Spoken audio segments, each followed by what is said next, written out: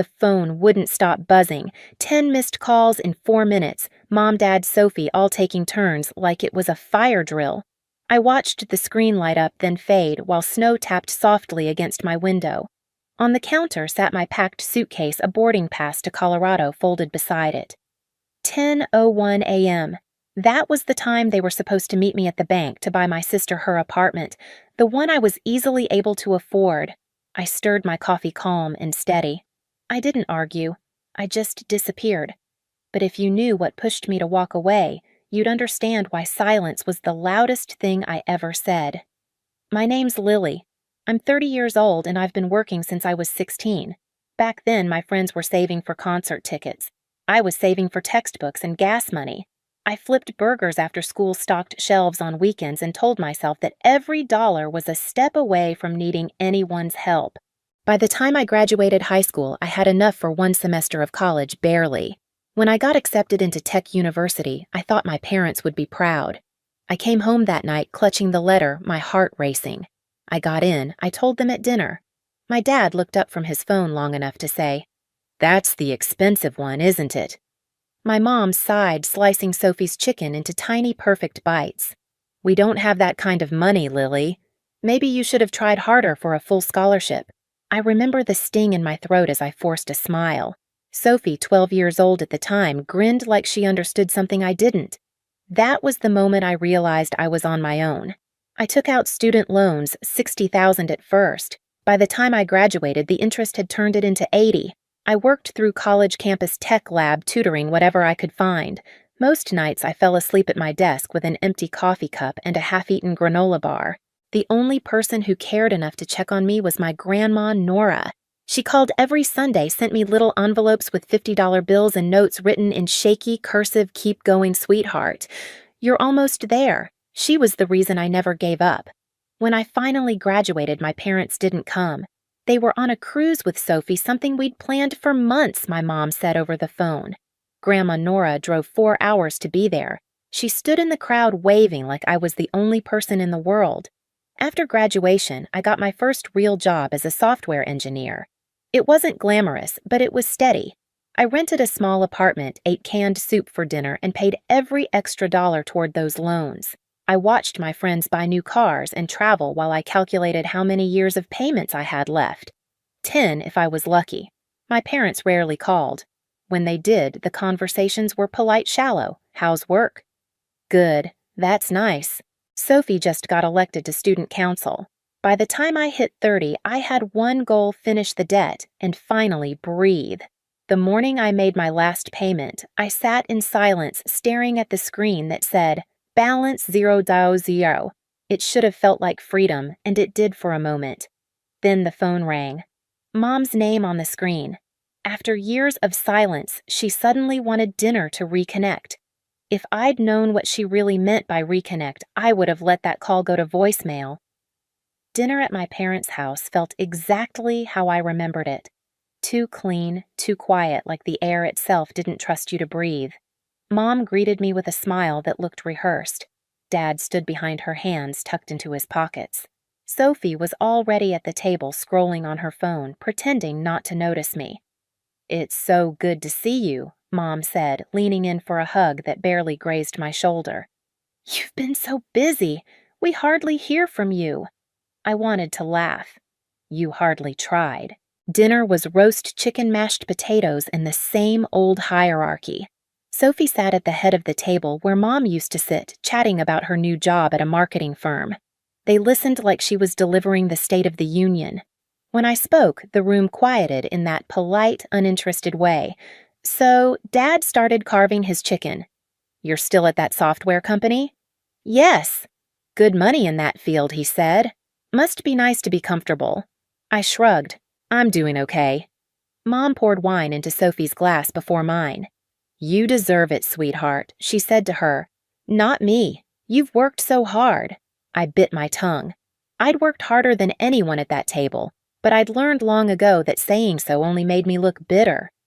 The next week, I went to visit Grandma Nora. She was sitting in her favorite armchair knitting something pink. "You saw them, didn't you?" she asked. I nodded. They seemed interested in my finances. Her knitting needles paused. Oh, Lily, that's exactly what I was afraid of. What do you mean? She sighed. My friend Judith, she lives next door to your parents, called me yesterday. Said she overheard them talking in the yard. They're planning to ask you to help Sophie buy an apartment. Something about $350,000.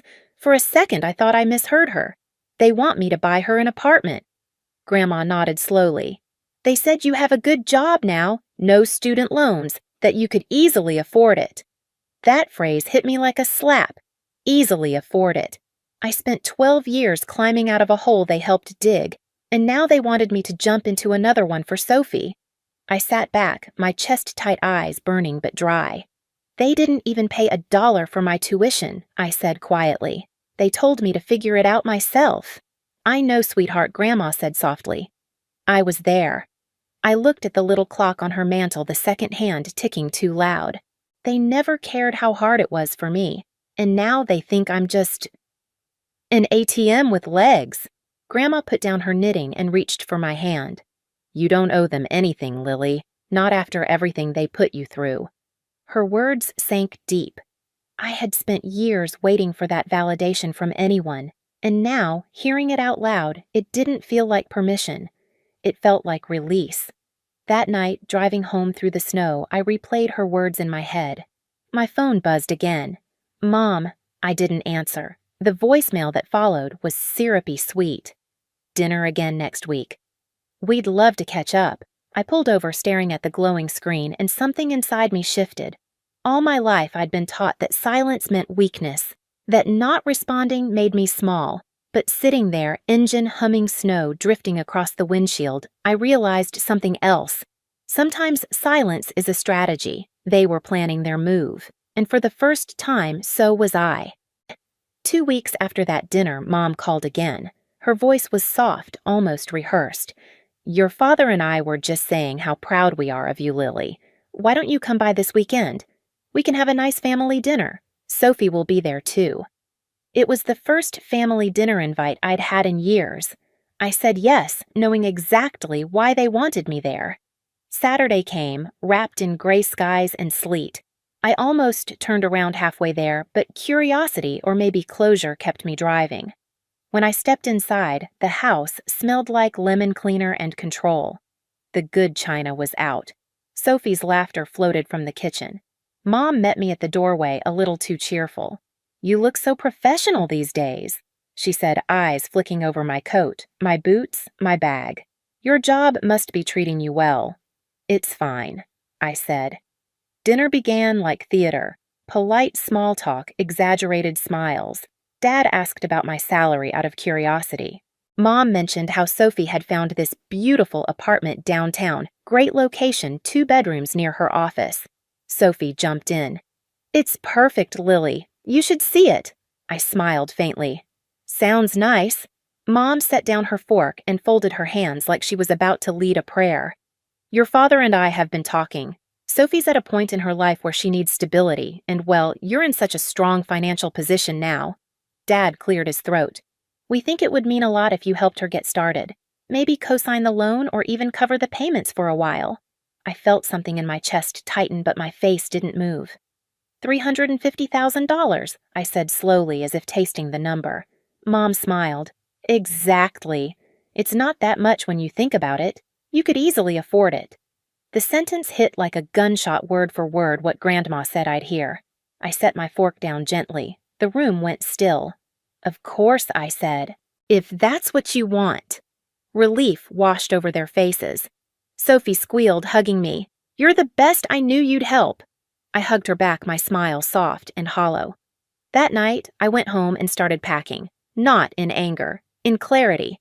I pulled out my laptop and typed a short email to my boss, Eric. You mentioned the Colorado branch might be expanding. If that position's still open, I'd like to be considered. His reply came within hours. Let's talk Monday. I stood in my half-empty apartment, cardboard boxes, open snow starting to fall outside. For the first time, I wasn't running from them, I was walking toward myself. They thought I'd show up at that bank to hand over my freedom. But the truth was, by the time they sat down to sign those papers, I'd already be gone. The week before the bank meeting, I moved like a ghost through my old life, packing boxes at night, canceling my lease, transferring my mail. Every detail was calculated methodical. By Friday, my apartment was stripped bare except for one small box labeled Colorado. I didn't tell Grandma Nora until the day before my flight. We were drinking tea in her kitchen, the smell of chamomile soft in the air. Colorado, she repeated, frowning slightly. That's so far. I nodded. I can't stay here, Grandma. They'll never stop taking if I keep giving. She studied my face for a long moment, then smiled, sad, proud. You do what you need to, sweetheart. Just promise you'll call me when you get there. I will. That night I double-checked everything, the movers, my ticket, the new apartment, waiting across state lines. My phone buzzed again. Mom, don't forget about the appointment. 10:00 a.m. sharp. I stared at the message until it blurred. Then I powered the phone off. Monday came gray and cold. The movers loaded my furniture while I cleaned the last streaks off the windows. When the door finally shut behind me, it felt like exhaling after years underwater. I turned in my keys, rolled my suitcase down the hall, and didn't look back.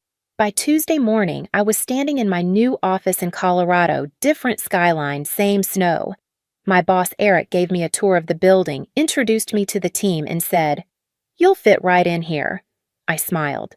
That's the plan. At 9:59 a.m. that Friday, my phone began to vibrate on the desk. First Mom, then Dad, then Sophie.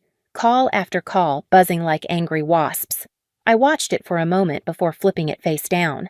At 10:03, I imagined them sitting at the bank, checking their watches, wondering why I was late. At 10:05, maybe Mom would start pacing, whispering that I was being selfish. At 10:10, Dad would grumble about embarrassment. At 10:15, Sophie would pout, crossing her arms, saying she promised. And by 10:30, when realization hit, I hoped the silence that followed would be deafening. Around noon, my phone lit up again. Texts stacked one after another. "Where are you? We're waiting. You're making us look stupid." Then finally, "Call us now." I took a slow sip of coffee and answered. Lily, Mom's voice was sharp, frantic. "Where the hell are you? We've been sitting here for 2 hours." I looked out the window at the Colorado mountains, sunlight glinting off the snow. "At work," I said. "In Colorado." Silence. Then chaos. Colorado. "What are you talking about?" "I transferred last week," I said simply. "New position. New start." Mom's breath hitched like she'd been slapped. "You can't just run away like this. We need you here." "No," I said quietly. "You need my money. There's a difference." "Lily, don't be dramatic. We're family. I interrupted, my voice calm, steady. "You mean the people who told me I wasn't worth a loan for college but mortgaged the house for Sophie's tuition? The people who missed my graduation because she wanted a cruise? Don't twist this," she snapped. "You're being cruel."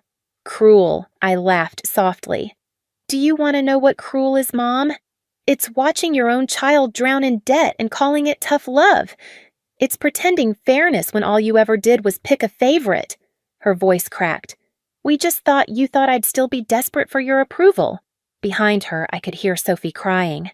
"Lily, please just help me. I need this place to start my life."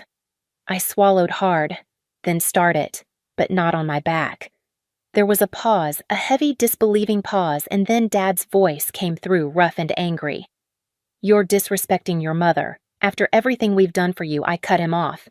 "What exactly have you done?" "Dad." Besides, watch, the line went dead quiet. I could almost see their faces. Mom's jaw tight, Dad's hand gripping the phone, Sophie's tears, half frustration, half shock. Finally, Mom spoke, her voice low and trembling. "If you hang up now, don't bother coming back." I smiled, a small, honest smile that no one could see. That's the idea. Then I ended the call. The phone buzzed again immediately, then again. I blocked their numbers one by one. Each block felt lighter, like cutting the strings of a puppet. For a few minutes, I just sat there, still listening to the hum of the office around me. My chest ached, but not from guilt, from relief.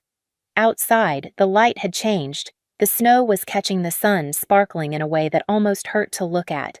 I pressed my hand to the glass, the cold seeping into my skin, grounding me. In my mind, I could still hear Mom's last words, "Don't bother coming back."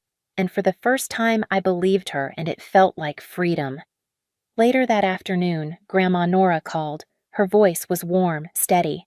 "They came by," she said. "They wanted me to call you to make you see reason." I laughed softly. "And did you?" "I told them reason left with you," she said. "I told them they'd lost the only decent heart in that house." I leaned back in my chair, eyes closing.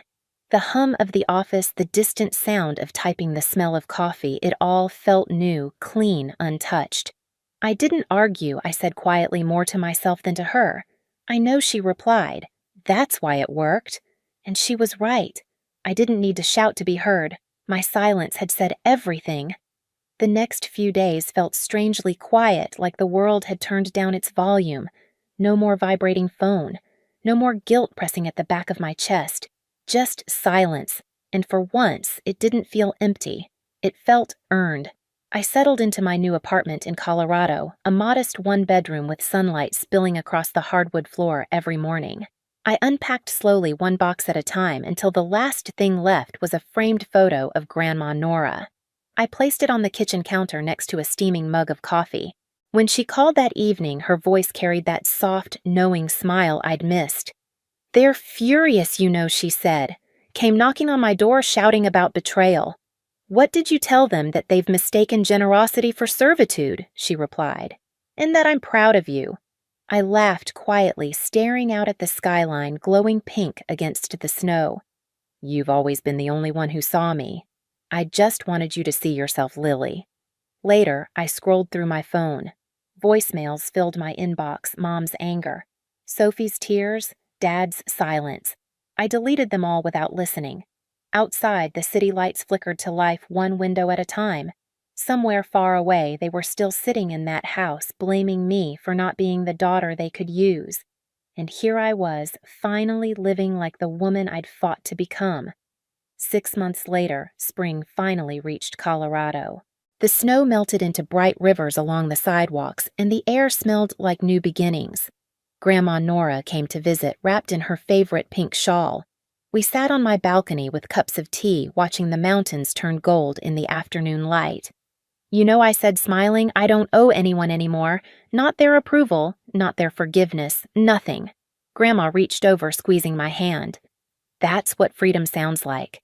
I looked out across the city, feeling the calm settle in. For the first time, I'm not running from something. I'm running toward me. If you've ever had to walk away to protect your peace, I hope this story reminds you you're not alone. Share your story below and stay with us for the next one.